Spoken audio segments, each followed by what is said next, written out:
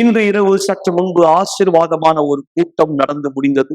நாம் இந்த 2 நாட்களாய், ஏன் பல மாதங்களாய், வருஷங்களாய் என்று கூட நான் சொல்லலாம், எதை குறித்து பேசிக் கொண்டு வருகிறோமோ, தேவனுடைய ஆவிதான் ஒருத்தர் வாழ்க்கையை மாற்றக்கூடிய சக்தி உள்ளவர். நண்பர்களே, தேவனுடைய விருப்பம் உங்க வாழ்க்கையினுடைய அதாவது உங்க வாழ்க்கையினுடைய வெளிப்புறத்தை மட்டுமல்ல, அதாவது வெளியில நீங்க சந்திக்கிற சூழ்நிலையினுடைய மாற்றம் முதலாவது புரிந்து கொள்ளுங்கள், உள்ளே தொடங்குகிறது. எப்படி ஒரு கோப்பை, இந்த கோப்பையில தண்ணீர் நாம் பருக வேண்டுமானால் அந்த கோப்பை முதல்ல உட்புறத்துல சுத்தமா இருக்கும், சுத்தமாக்கப்பட வேண்டும் இல்லையா? அழுக்கான ஒரு கோப்பை, ரொம்ப அழகான ஒரு கோப்பை, விலை உயர்ந்த ஒரு கோப்பை இருந்தாலும் கூட அது உட்புறத்துல அழுக்கா இருக்கும் போது சுத்தமான தண்ணீரை ஊற்ற முடியாது. முதலாவது அதை நம்ம கழுவும் பொழுது, சுத்தமாக்கும் போது, அது பயன்படுத்தப்பட தயாரா இருக்கும், அதுல சுத்தமான தண்ணீரை ஊற்றி நாம் பருகலாம். இதுதான் ஆண்டவர் செய்கிறார். உங்க வாழ்க்கை கசக்கி தூக்கி எரியப்பட்ட ஒரு வாழ்க்கையா நீங்க நினைக்கலாம். ஆனால் தேவன் என்ன செய்யறார் தெரியுமா? அந்த கசங்கின வாழ்க்கையை, அந்த ஒடுக்கப்பட்ட வாழ்க்கையை எடுத்து புதுப்பித்து அழகான பாத்திரமாய் மாற்றுகிறார், தம்முடைய நாமத்துக்கு சாட்சியாய். அதுதான் நடக்கும். நீங்கள் விடுதலையை முதலாவது பெற்றுக்கொள்வோம். அதாவது விடுதலை என்பது என்ன? உங்களுக்குள் இருக்கிற அழுக்குகளை நீக்குவது. அதன் மூலமா இந்த கோப்பை புதிதாய் மாறி தேவனுடைய ஆவிக்கு இடம் உண்டாக்கக்கூடிய ஒரு பாத்திரமாய் மாறுகிறது. அதனுடைய சாட்சி தான் உங்களுக்கு நான் முன்வைக்க விரும்புகிறேன். முதலாவது நீங்கள் கேட்க போகிற இந்த சாட்சி, இந்த தாய்க்கு தேவன் செய்த அதிசயம். நான் முதல்ல ஆலயத்துக்கு வர்றதுக்கு முன்னாடி 13 வருஷத்துக்கு முன்னாடி ரொம்ப மனசுல அதிகமான குறையா இருந்தது. கவலை அதிகமா இருக்கும், பயம் அதிகமா இருக்கும். என்னால தனியாக எதுவும் செய்ய முடியாது, ரொம்ப தாழ்வு மனப்பான்மையா இருந்தது. அந்த நேரத்துல என்னுடைய பிள்ளைகள் எல்லாம் வளர்ந்துட்டாங்க, அவங்களுக்கெல்லாம் எப்படி திருமணம் செய்ய போறோம் அப்படின்ற ஒரு பயம் நிறைய இருந்தது. அந்த நேரத்துல என்னுடைய கணவருக்கு சரியான வருமானம் கிடையாது. அவர் ரொம்ப நெருக்கமான சூழ்நிலையா இருந்தது. எங்க குடும்பமே ரொம்ப என்ன செய்யறது அப்படின்ற ஒரு வழி இல்லாம இருந்தோம். அடிக்கடி லாக்டவுன் ஸ்ட்ரைக் பண்ணிடுவாங்க கம்பெனி. அந்த நேரத்துல வருமானம் இல்லை. அந்த நேரத்துல பிள்ளைங்க எல்லாமே வளர்ந்துட்டாங்க. வளர்ந்துட்டு மகளுக்கு திருமண ஏற்பாடு நடந்தது. அந்த திருமண ஏற்பாட்டுல என் மகளுக்கு விருப்பமே இல்லை. நிச்சயதார்த்தமும் முடிஞ்சிடுச்சு. ஆனா என் மகன் ஏத்துக்க மாட்டேன்ட்டான். அந்த நேரத்துல ரொம்ப தலைவலி அதிகமாயிடுச்சு. எனக்கு தலைவலி, உடம்பு ரொம்ப சரியில்லாம ஆயிட்டேன். அப்பதான் என்னுடைய மகன் ஆலயத்துக்கு வந்துட்டு இருந்தார். அவர் மூலயமா நான் ஆலயத்துக்கு வந்தேன். அம்மா நீங்க வாங்கன்னு சொன்னாரு. அந்த நேரத்தை வந்த பிறகு என்னுடைய முதல் ஜபத்திலேயே எனக்கான உடல்நிலை அந்த தலைவலி பாரம் குறைஞ்சிடுச்சு. அதுக்கப்புறம் தொடர்ந்து இந்த திருமண வாழ்க்கைக்காக, பிள்ளைகளுடைய திருமண வாழ்க்கைக்காக, அவங்களுடைய நல்வாழ்க்கைக்காக நான் ப்ரேயர் பண்ணிட்டே இருந்தேன். தொடர்ந்து இதை போராடிட்டே இருந்தேன். அவர்களுடைய வாழ்க்கை நல்லபடியா எல்லாம் அமைஞ்சது. இருந்தாலும் தேவனுடைய ஆவி இல்லாதவர்கள் அவருடைய இல்லை அப்படின்னு சொல்லிட்டு நான் ஒரு போதகர் பேசும்பொழுது, பைபிள் வாசனங்க வாசிக்கும் போது புரிஞ்சுக்கிட்டேன். அப்போ அவருடைய ஆவி இருந்தா நம்ம எல்லாத்தையுமே ஜெயிக்கலான்ற ஒரு எண்ணம் எனக்குள்ள வந்தது. ஒவ்வொரு நாளும் பரிசுத்த ஆவியானவர் தேவை, நீங்க தான் எனக்கு எல்லாமே முதலாக இருப்பீங்க, அதுக்கப்புறம் தான் எனக்கு எல்லாமே, என்னோட குடும்பம், என்னுடைய பிள்ளைகள் எல்லாமே. அதனால நீங்க எனக்குள்ள இருங்க ஆண்டவர், எனக்குள்ள நீங்க வாங்க அப்படின்னு சொல்லிட்டு ஒவ்வொரு நாளும் இரவுல ப்ரேயர் பண்ணுவேன். சனிக்கிழமை ஞாயிற்றுக்கிழமையில நான் ஒவ்வொரு நாள் ஊழியத்துக்கு போறதுக்காக போவோம். சனிக்கிழமையில ஊழியமும் தொடர்ந்து செய்வேன். அப்போ மக்களுடைய குறைகளை பார்க்கும்பொழுது என்னுடைய குறைகள் ஒண்ணுமே இல்லைன்னு தோணுச்சு. அந்த நேரத்துல ஞாயிற்றுக்கிழமை ஒரு நாள் பரிசுத்த ஆவியின் அபிஷேகத்தை பெற்றுக்கொண்டேன். பெற்ற பிறகு எனக்குள்ள சரியான தைரியம், பலன் எல்லாமே கிடைச்சது. எனக்கு அது அந்த மாதிரி ஒரு சந்தோஷத்தை இது வரைக்கும் அனுபவிக்க முடியாது. இன்றைய வரைக்கும் நான் அதை அனுபவிச்சுட்டு இருக்கேன். அதுக்கப்புறம் எத்தனையோ இவ்வளவு பலன் பெற்ற ஒரு மகளா இருக்கேன் நான். இப்ப அவருடைய பிள்ளையா இருக்கிறதுல பெரிய சாட்சி உள்ள மகளா இருக்கேன். என்னுடைய பிள்ளைகளுடைய வாழ்க்கை நடந்திருக்கு. இப்ப என்னோட குடும்பமும் நல்லா இருக்கு. என்னுடைய இன்னொரு மகன் போதகரா மாதிரி இருக்காங்க. எல்லாமே நல்லா இருக்கு. இப்போ ஒவ்வொரு தடவையும் தேவன் உங்களுக்கு வாய்ப்பு தரும் பொழுதெல்லாம் கண்டிப்பாய் அதை தடுக்கும்படியான சக்திகள் செயல்படுவது உண்மை. இந்த நிகழ்ச்சியிலும் கூட உங்களோடு பேசுகிற நான் தேவன் உங்களுக்காக கொடுக்கிற வாய்ப்பை சொல்கிறேன். ஆனா அதே தருணத்துல இருள் வேலை செய்வது உண்மை. சந்தேகத்தின் மூலம், குழப்பத்தின் மூலம் நீங்க ஒருபோதும் அதுக்கு அனுமதி கொடுக்க, சந்தேகத்தை நீங்க ஏற்றுக்கொள்ளக்கூடாது. சந்தேகம் தான் உங்க வாழ்க்கை முன்னேற்றத்துக்கான தடை. குறிப்பாய் முடிந்து போன விஷயங்களை நினைவுபடுத்துவதுதான் அசுத்தத்தினுடைய ஒரு மிகப்பெரிய தாக்கம். அது உங்களை ஒரு நங்கூரத்தை போல பிடித்து நிறுத்துகிறது. நீங்க முன்னோக்கி செல்ல முடியாம, கடந்த கால பழைய மோசமான நினைவுகள். ஆனால் இதிலிருந்து முற்றிலும் ஒருத்தர் விடுபட வேண்டுமானால் பரிசுத்தாவின் வல்லமை மட்டுமே சாத்தியமானது மக்களே. எனவேதான் ஆவிக்குரிய அடையாளங்களால் பாதிக்கப்பட்ட நீங்கள் விடுதலையாக்கப்பட வேண்டுமானால் பரிசுத்தாவின் வல்லமை மட்டுமே சாத்தியமாக்க முடியும். அடையாளங்களை பாருங்கள், நீங்கள் தெரிந்து கொள்வீர்கள். ஒருவேளை நான் இப்படிப்பட்ட ஒரு விஷயத்தால் பாதிக்கப்பட்டிருக்கிறேனா, இது சந்தேகம் அல்ல. நீங்கள் தெளிவாகும்படி விடுதலை கிடைத்த பிற்பாடு நீங்கள் தேவனுக்கு சாட்சியாய் மாற முடியும். உங்களால் தூங்க முடியவில்லை, ஆனால் அலாரம் ஆஃப் ஆகி விடுகிறது. பிற்பாடு மிக அலுவலான வேலையை செய்ய நீங்கள் தோன்றுகிறீர்கள். ஏராளமான காஃபி, எனர்ஜி ட்ரிங்கை உட்கொண்டு அந்த நாளை நீங்கள் கடந்து செல்கிறீர்கள். இழந்தவராய் இப்படியாவது அவங்க வாழ்க்கை சென்ற வருடம் முழுவதும் இருந்தது. நாளை உறங்க முடியவில்லை என்பது சாதாரணமான ஒரு விஷயம் அல்ல. இது மாத்திரம் நீங்கள் சந்திக்கிற பிரச்சனைகள் அல்ல. வீட்டில் நீங்கள் பார்க்கிற அந்த நிழல்களை பற்றி என்ன சொல்வது? அப்படி அதிலிருந்து நீங்கள் விடுபட போகிறீர்கள். மீண்டும் நேற்று ராத்திரி உடலில் அழுத்தத்தை உணர்ந்தீர்கள், இருக்கப்படுவதை போல உணர்ந்தீர்கள். தூக்கத்திலே முரமானதை போல உங்களால் அசையவோ அல்லது கத்தவோ கூட முடியவில்லை. உங்கள் உயிரே கூட போகக்கூடிய அளவிற்கு காலை வேலை வருகிறது, மீண்டும் அலாரம் ஆஃப் ஆகிறது. நீங்கள் பரபரப்பான அலுவலை மீண்டும் துவங்குகிறீர்கள். இது பேசுவதற்கு மிக கடினமான ஒரு சூழ்நிலை. இந்த வழக்கமான தொடர்கதை விட்டு வெளியே வர வழி உண்டா? டிவி தானாகவே ஆஃப் ஆகி விடுகிறது. வீட்டில் தனியே இருந்தாலும் கூட யாரோ ஒருத்தர் உங்கள் பொருளை மாற்றி மாற்றி வைக்கிறார்கள். நீங்கள் ஆவிக்குரிய தாக்குதலுக்கு பாதிக்கப்பட்டிருக்கிறீர்கள்.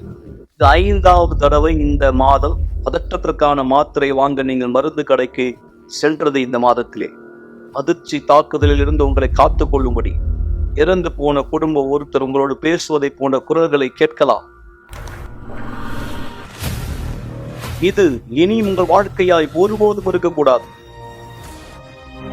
ஒவ்வொரு வெள்ளிக்கிழமையும் எங்களோடு இணையுங்கள். இந்த தொடர் சங்கிலியில் ஆவிக்குரிய அழுத்தத்திலிருந்து விடுபட 282 அண்ணா சாலை, சென்னையில்.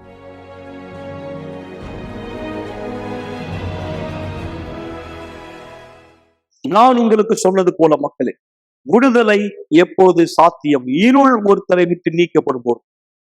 வெறுப்புணர்ச்சி என்பது ஒரு விதமான இருள், கசப்புணர்ச்சி என்பது ஒரு விதமான இருள், கோபம், கடும் கோபம், சில நேரத்துல ஒருத்தரை கொள்ளுகிற அளவுக்கு நமக்கு ஏற்படுகிற கோபம், அது நல்லதல்ல, நல்ல அடையாளம் அல்ல. ஆவிக்குரிய தாக்கத்தை கொண்டது.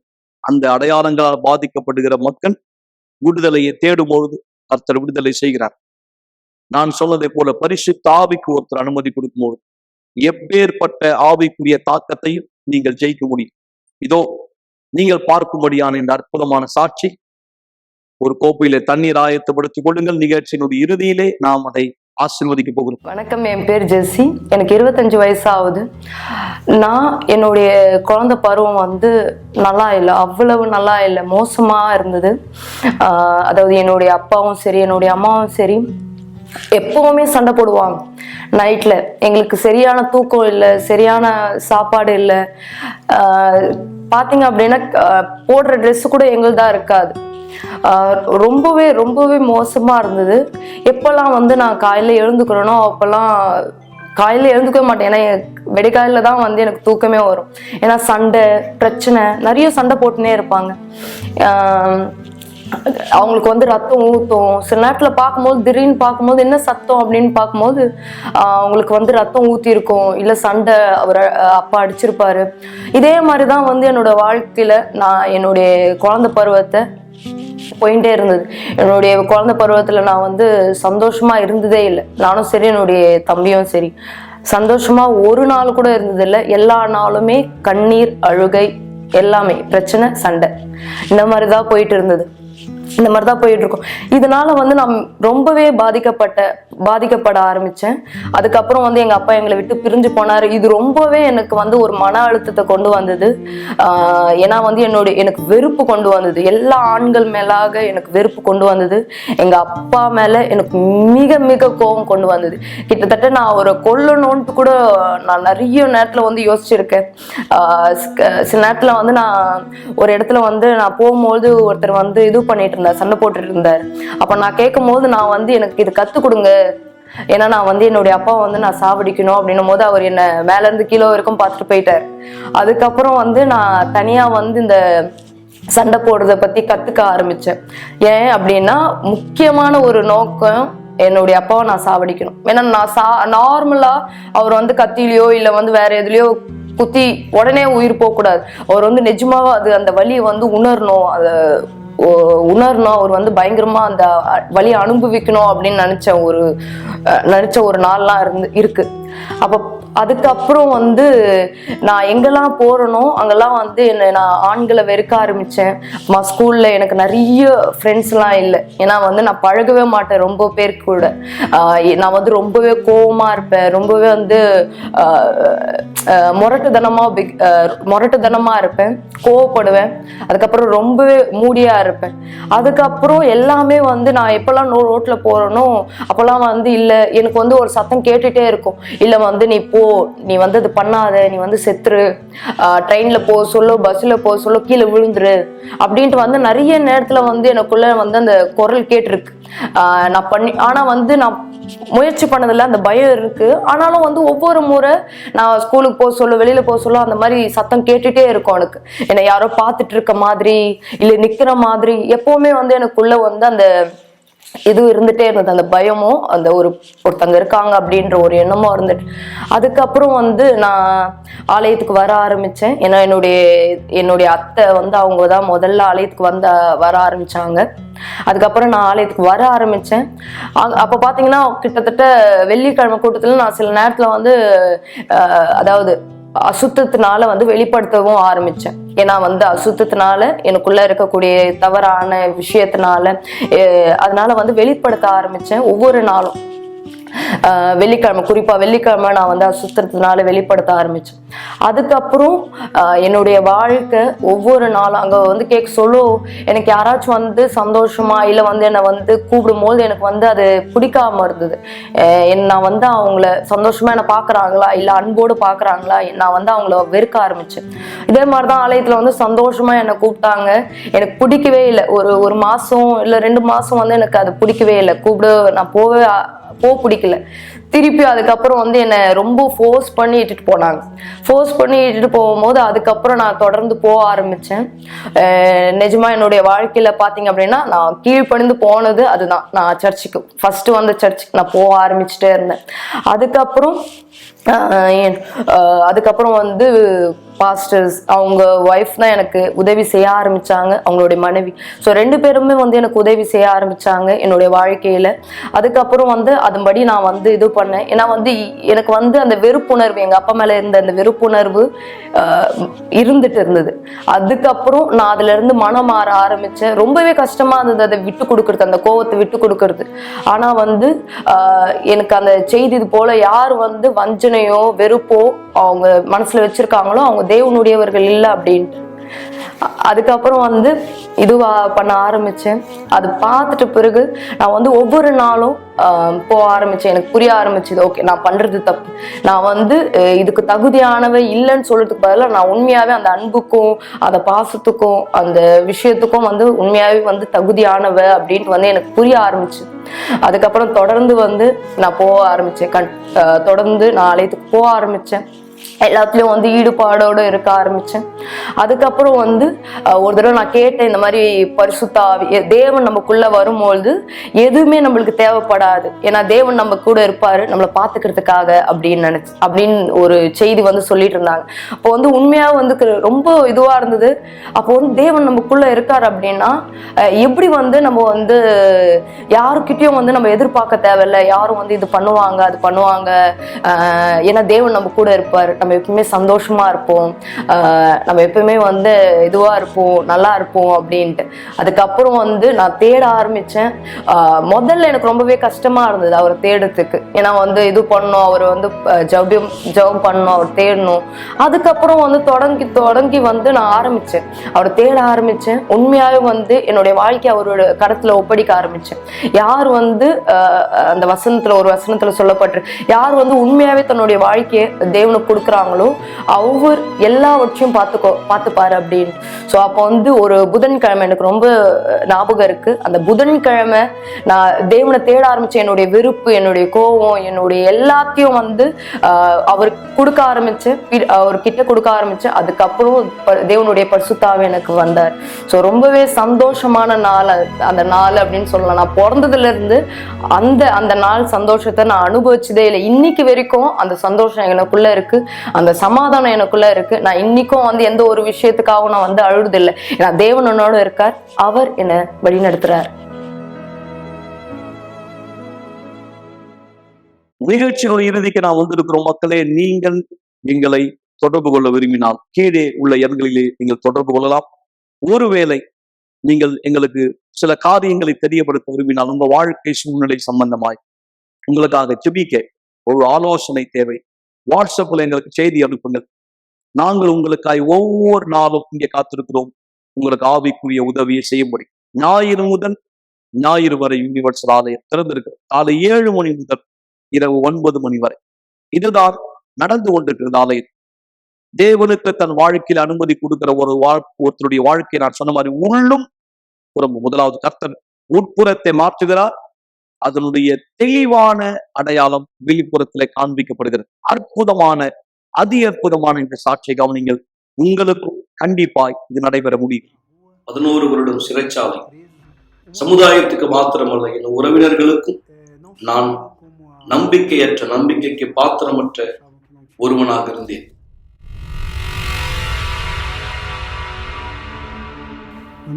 பெயர் கார்லஸ் எதுவாதோ. எனக்கு 45 வயதாகிறது. என்னுடைய வாழ்க்கையில் என் தந்தையோடு தாயோடு நான் வாழ்ந்ததா எனக்கு ஞாபகமே இல்லை. ஒரு தந்தை தாய் அப்படின்ற ஒரு அனுபவம் எனக்கு இருந்ததா? என்னுடைய வாழ்க்கையில் அப்படிப்பட்ட ஒரு தருணமே கிடையாது. அப்படின்னு சொல்லும் போது எங்களுடைய குடும்பத்தை பத்தி எனக்கு நினைவு இருக்கிறதெல்லாம் தரித்திரம், அழிவு மட்டும்தான். என்னுடைய அம்மா வந்து பார்ல இருப்பாங்க. 2000-3000 பார்ல செலவு பண்ணுவாங்க.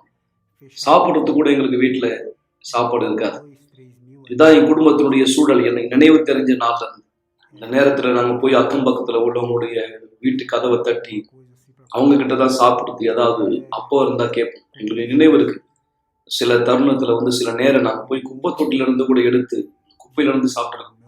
ஒரு கட்டத்துல அப்படியான ஒரு சூழ்நிலை. என்னுடைய தந்தை, என்னுடைய தாய் எங்களை வந்து 2 பேருமே கைவிட்டாங்க. அதை புரிஞ்சுக்கிறதுக்குள்ளவே நாங்க தெருவுல இருக்கிறோம். எங்க நிலைமை அப்படிதான் இருந்தது. கெட்ட பழக்கத்துக்கு அடிமையான ஒருத்தரா ரோட்ல தான் நாங்க வளர்ந்தோம்.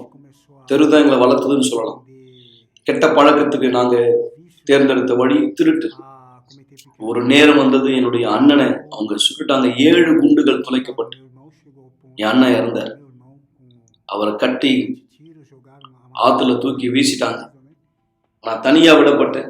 எனக்கு வேற வழி தெரியல. நான் பெரிய பெரிய குற்றங்கள், இந்த நேரத்துல பெரிய பெரிய குற்றங்களை நான் ஈடுபட தொடங்கினேன். நான் கார்கள் திருட்டுல ஈடுபட ஆரம்பிச்ச பெரிய அளவுல. பிற்பாடு நான் போதைப் பொருள் பரிமாற்றத்துல கூட என்னை ஈடுபடுத்தின கும்பல்களோட, பிற்பாடு போலீஸோட துப்பாக்கி சண்டையில நான் ஈடுபட்டிருக்கேன். எனக்கு தையல் போட்டிருந்தாங்க மருத்துவமனையில. நான் அந்த தையலோடவே அப்படியே வெளியே ஓடிட்டேன். நான் வெளியே போய் போதை பயன்படுத்துறதுக்காக தொடர்ந்து நான் சிறைச்சாலைக்கு சென்றேன், கைது செய்யப்பட்டேன். அதுல ஒரு சம்பவம், என்னை குறித்த தகவல் தொலைக்காட்சியிலும் கூட அந்த நேரத்துல ஒளிபரப்பப்பட்டது. இது கைது செய்யப்பட்ட நேரம் அந்த மோட்டல், அதாவது ஹோட்டல்ல இருக்கிற சமயம் அவர் கைது செய்யப்பட்ட அறையில போலீஸ் கார் ட்ரக்க அவர் திருடி அதை பார்த்தாங்க. அவருடைய அந்த கார் சம்பந்தமான எல்லா விதமான டாக்குமெண்ட்ஸ் அங்க இருக்கிறத போலீஸ் காமிக்கிறாங்க. இந்த நேரம் அந்த குற்றவாளியிலிருந்து கைப்பற்றப்பட்ட கார்கள், டாக்குமெண்ட், மற்ற பொருட்கள் அப்படியா. நான் அங்கிருந்து வெளியே வந்து பாதி தூரம் சென்று பிற்பாடு வேலை தேடி சென்றேன். அப்படியா 8 வருடம் நான் காணாமல் போனேன்னு ஆகிவிட்டேன். காரணம், நான் இங்கும் அங்குமாய் 8 வருடங்கள் ஓடிக்கொண்டிருந்தேன். அப்படியா மேலும் தலைமுறை சாபத்தால் நான் பாதிக்கப்பட்டிருந்தேன். ஏன்னா என்னுடைய அப்பாவுக்கு வந்து பெற்றோர் கிடையாது. என்னுடைய அம்மா ஒரு விபச்சார். ஒரு சாபம். அதாவது என்னுடைய அப்பாவுக்கு வந்து முன்னாடியே தெரியும் என்னுடைய அம்மா ஒரு விபச்சாரி அப்படின்னு. எனவே நான் அந்த சாபத்தால, தலைமுறை சாபத்தால பாதிக்கப்பட்டிருந்தேன். இன்னைக்கு நான் புரிஞ்சுக்கிறேன், இது எல்லாமே ஒரு ஆவிக்குரிய பின்னணியை கொண்டிருக்கு. தேவனுக்கு நன்றி, எனக்கு ஒரு சகோதரர் இருந்தார்.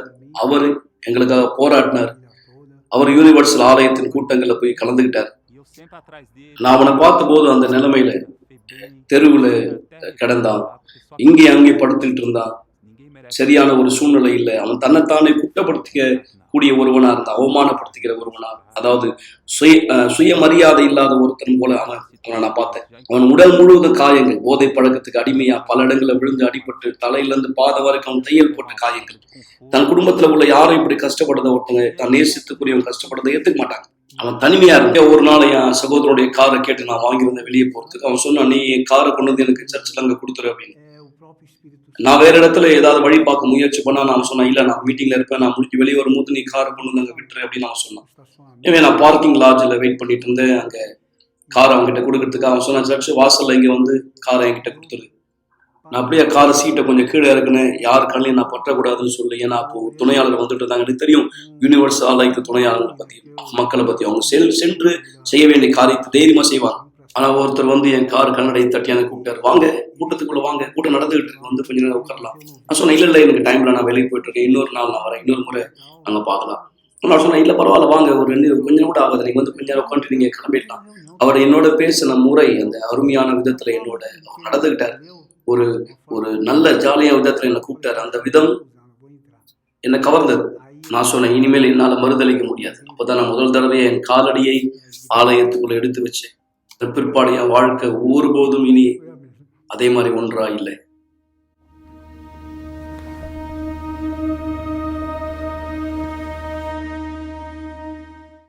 நான் கூட்டத்துல கலந்து கொண்டு கேட்ட ஒரே வார்த்தை ஆமீன். ஆனால் அங்க இருந்தவங்க என்னை வரவேற்ற விதம், என்கிட்ட நடந்துகிட்ட விதம், என்கிட்ட பேசின விதம், ஏன்னா நாங்க வந்து பெற்றோர் இல்லாம வளர்ந்த ஒரு பிள்ளைகள், தந்தை தாய் யாருன்னு தெரியாம பெற்றோர் இல்லாம வளர்ந்த எங்களுக்கு அவங்க எங்களை எப்படி பார்த்துக்கிட்டாங்க ஆலயத்துக்குள்ள, அந்த விதம், பெற்றோருடைய அந்த அன்பு, பெற்றோருடைய அந்த அனுசரணை எங்களுக்கு என்னன்னே தெரியாது, முற்றிலுமா தெரியாது. ஆனால் ஆலயத்துக்குள்ள அங்க இருந்த ஒவ்வொருத்தரையும் நான் பார்த்தேன்.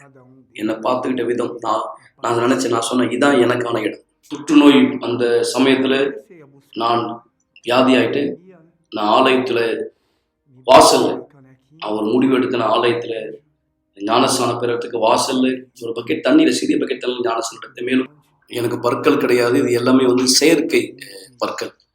ஒரு வார்த்தை அப்படியா சொல்லப்பட்டிருக்கு இல்லையா, தாய் தன் பாலகனை மறந்தார், கர்த்தர் மறப்பதில்லை. அந்த வார்த்தை, பெற்றோர்கள் மறந்தாலும் தேவன் ஒருவரை மறப்பதில்லை.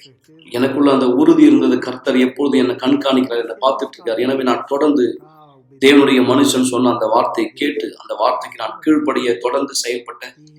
எல்லா கெட்ட பழக்கத்திலிருந்து விடுதலையான, அந்த அசுத்தத்திலிருந்து விடுதலையான, எல்லா அசுத்த ஆவின் பிடியிலிருந்து விடுதலையான, என் பெற்றோர்கள் வழியா எனக்கு இருந்த அந்த தலைமுறை சாபம், இந்த தலைமுறை சாபத்திலிருந்து நான் முற்றிலுமா விடுதலையான. நான் புரிஞ்சுக்கிட்டேன், இந்த விடுதலை மட்டும், இந்த குணமாக்குதல் மட்டும் போதுமானது இல்லை. நான் தேவனிடத்துல கேட்ட, ஆண்டவரே என்னுடைய அடையாளத்தை மாத்துங்க. அப்பதான் இஸ்ரவேல் சிறப்பு நிகழ்ச்சி வந்தது. நான் தேவனுடைய பிள்ளையா மாற விரும்பினேன். அதாவது வக்கீல்களுக்கு ஃபீஸ் கொடுக்க முடியாது, நான் வச்சிருந்த பணம், நான் சேமித்து வைத்திருந்த பணத்தை நான் எடுத்தேன். என் முழு பலத்தோட நான் பிடத்துக்கு போனேன். அதே சமயத்துல என்னுடைய பெருமையை நான் கைவிட்டேன். எனக்கு இருக்கிற அந்த பழைய எண்ணங்களை எல்லாவற்றையும் கைவிட்டேன். நான் என்னை முழுமையா பீடத்து மேல அர்ப்பணிச்சு.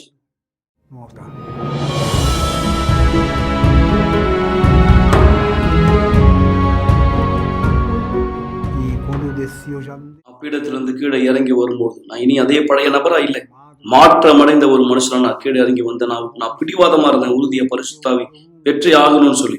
தேவனுடைய வீட்டுல, தேவனுடைய பிரசனத்துல பரிசுத்தாவி இல்லாம இருக்கிறத நான் ஏத்துக்கல. ஜனவரி மாசம் 21ஆம் தேதி நான் பரிசுத்தாவின் அபிஷேகத்தை பெற்றுக்கொண்டேன். அந்த நேரத்துல தேவன் எனக்குள்ள அந்த உறுதிப்படுத்துதலை கொடுத்தார், நிச்சயத்தை. நான் உண்மையாகவே அவருடைய பிள்ளை அப்படின்ற உறுதியை கொடுத்தார். நான் இனி தனியா இல்லை, தனிமையில இல்லை, அவர் என்னோடு கூட எனக்குள்ள இருக்கார்.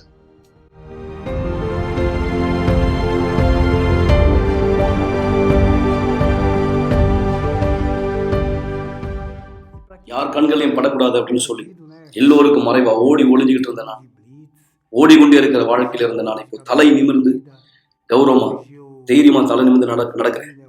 என் குடும்பத்தோட நான் பல இடங்களுக்கு போறேன், பிரயாணம் பண்றேன். என்னுடைய குடும்பத்தோட நான் வெளியில தைரியமா எல்லா இடங்களுக்கு போறேன். என் மேல இருந்த 11 குற்றச்சாட்டுகள், 11 வழக்குகளை கர்த்தர் நீக்கி போட்டார். இப்போ என் மேல எந்த விதமான ஒரு குற்ற வழக்கம் இல்லை. நான் முழுமையா விடுதலை ஆயிட்டேன். என் சுய கௌரவம், சுய மரியாதை புதுப்பிக்கப்பட்டது, மீட்டெடுக்கப்பட்டது. என்னுடைய குணாதிசயம் மீட்டெடுக்கப்பட்டது. தேவன் எனக்கு ஒரு நிறுவனம் கொடுத்திருக்காரு, எனக்கு சொந்தமா ஒரு கம்பெனி இருக்கு, எனக்காக நான் வேலை செய்யறேன். என்னுடைய நேரம், தேவனுக்கு நான் நேரம் ஏற்படுத்துறேன். போத பழக்கத்துக்கு அடிமையா இருந்த ஒரு மனுஷன், ஒரு தகப்பனா எப்படி இருக்கணும்னு தெரியாத ஒரு மனுஷன் ஆகிய நான் இன்றைக்கு என்னுடைய மகளுக்கு, என் பிள்ளைகளுக்கு ஒரு நல்ல தகப்பனா இருக்கிறேன். என் பிள்ளைகளும் என் மகளும் தேவனுடைய பிரசனத்துல இருக்காங்க. நான் மட்டும் இல்லை, தேவனுடைய வாக்குத்தத்தத்தை என் வாழ்க்கையில் நிறைவேறி இருக்கு. என்னை பொறுத்தவரை இன்னைக்கு பீடம் தான் எல்லாமே.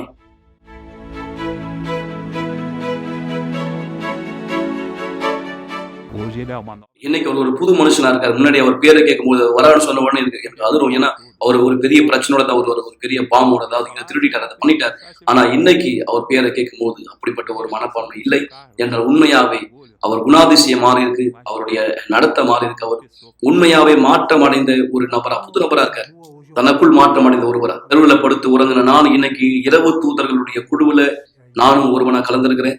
நாங்கள் சரீரபூர்வமான உணவு மாத்திரம் கொடுக்கல, இந்த குழுவின் மூலமாய் மக்களுக்கு உண்மையான ஆகாரத்தை கொடுக்கணும். தேவனுடைய வார்த்தை பூர்வமான ஆகாரம் கொடுக்கும்போது அவங்க சாப்பிடுவாங்க. அந்த நேரத்துல பசியாரும் உட்படையெல்லாம் முடிஞ்சிருக்கும். ஆனால் அவைக்குரிய உணவு அந்த மக்களை குணமாக்கக்கூடியது, அந்த மக்களை விடுதலை செய்யக்கூடிய ஒன்று. எனக்கு இன்னைக்கு நான் அந்த மக்களுடைய கண்களை பார்த்து பேசுறேன். தேவனுடைய வாழ்க்கை மாத்தினார், அதே தேவனால உங்களுடைய வாழ்க்கை கூட மாற்ற முடியும். ஒரு கிளாஸ் தண்ணீரை ஆயத்தப்படுத்திக் கொள்ளுங்கள் அல்லது தொலைக்காட்சிக்கு அருகாமையிலே வாருங்கள். இந்த நேரம் உங்களுக்கான ஒரு சிறப்பு ஜெபத்தை நாம் செய்ய போகிறோம். மகா பரிசுத்தம் உள்ள தேவனை, உம்முடைய ஆவி ஒரு சரீரத்துக்குள் வரும்போது அங்கே ஆச்சரியமான காரியங்கள் நடைபெறுகிறது. எனவேதான் இந்த வாழ்க்கை உடைக்கப்பட்ட ஒரு வாழ்க்கையோ அல்லது சரிபடுத்தப்பட முடியாத ஒரு வாழ்க்கையோ அல்ல. இவர் நினைத்துக் கொண்டிருக்கலாம் என் வாழ்க்கை அவ்வளவுதான், வாழ்க்கை முடிந்து விட்டது, எனக்கு வயதாகி விட்டது, அல்லது நான் தனிமையில் இருக்கிறேன், எனக்கு யாரும் இல்லை, ஒருபோதும் நான் இதிலிருந்து வெளியே வர முடியாது. ஆனால் இப்படிப்பட்ட ஒரு வாழ்க்கையை தான் நீரும் கரத்தில் எடுத்து அதை ஒரு அழகான கோப்பையாய் மாற்றி எல்லோரும் பார்க்கும்படியான அற்புத காட்சியாய் மாற்றுகிறீர்.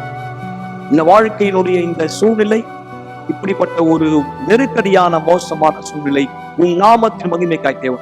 அதுதான் இந்த உள்ளத்தில் பதியும்படி நான் கேட்கிறேன். ஒரு புது விசுவாசம் இந்த உள்ளத்துக்குள் வரட்டும்.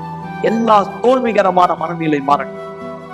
இந்த சாட்சிகளுக்கு நடந்தது இந்த நிகழ்ச்சியை பார்த்து கொண்டிருக்கிற இவருக்கும் நடைபெற முடியும் என்ற அந்த நம்பிக்கையை மாத்திரம் கர்த்தர் இவருக்குள் தூண்டும்படி நான் கேட்கிறேன்.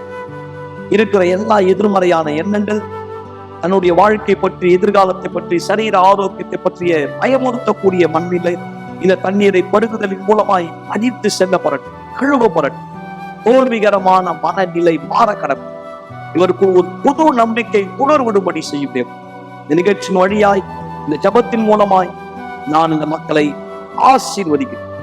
இன்றைக்கு ஆலயத்திலே பெற்றுக்கொண்ட அதே சமாதானம், சந்தோஷம், ஜீவனை இந்த நிகழ்ச்சியின் வழியாய் மக்கள் மீது அறிக்கை செய்கிறேன்.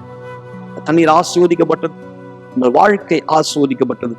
ஆண்டவராகிய இயேசுவின் நாமத்தினால் ஆமென். ஆசீர்வாதமான தண்ணீரை பருகுங்கள் மக்களே. நாளை இந்த நிகழ்ச்சியில் மீண்டும் சந்திக்கலாம். தேவனுக்கு அனைவரை ஆசீர்வதிப்பாரார். ஒரு நாள் நீங்க கடைசியா இந்த உலகத்துல எழுந்துப்பீங்க. அந்த நாள் கடைசியான நாளா இருக்கும்.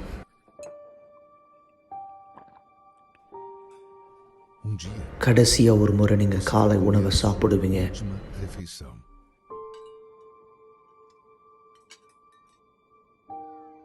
ஒரு நாள் உங்க குடும்பத்தினுடைய முகத்தை கடைசியா நீங்க பார்ப்பீங்க.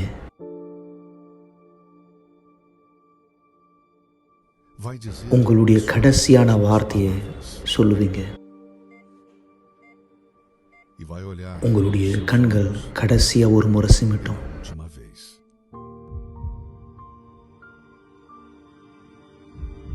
உங்க இருதய துடிப்பு கடைசியா ஒரு முறை துடிக்கும்.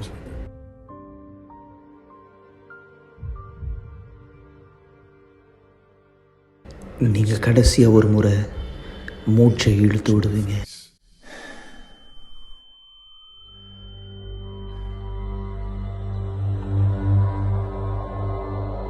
அந்த நேரம் உங்களுடைய ஆவிக்குரிய கண்களை திறக்கப்படும்.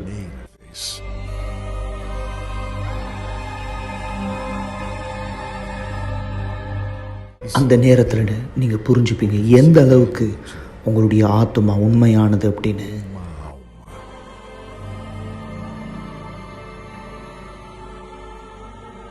அந்த நாள் இந்த பூமியில நடந்தது எல்லாமே உங்களுடைய ஆத்மாவை காப்பாற்ற மட்டும் நீங்க புரிஞ்சுப்பீங்க. கடைசியா ஒரு முறை நீங்க அதை பார்க்குற நேரம் உங்க ஆத்மாவை வந்து கொண்டு போறது யாரு? அந்த நேரம் நீங்கள் யார்கிட்ட உங்கள் நேரத்தை கொடுத்தீங்களோ, யார்கிட்ட உங்கள் நாளை கொடுத்தீங்களோ, யார்கிட்ட உங்கள் விருப்பத்தை செஞ்சீங்களோ, யாரை நீங்கள் வணங்குனீங்களோ, இந்த வாழ்க்கையில் இது உங்களை பதட்டப்படுத்துதா இல்லை இது உங்களை உறுதிப்படுத்துதா? உங்கள் கடைசி நாள் இந்த பூமியில் உங்களுடைய முதல் நாளாக அமைய போது பரலோகத்தில் தேவனோடு சந்தோஷமா அல்லது நித்திய கால மரணம் நரகத்தில்?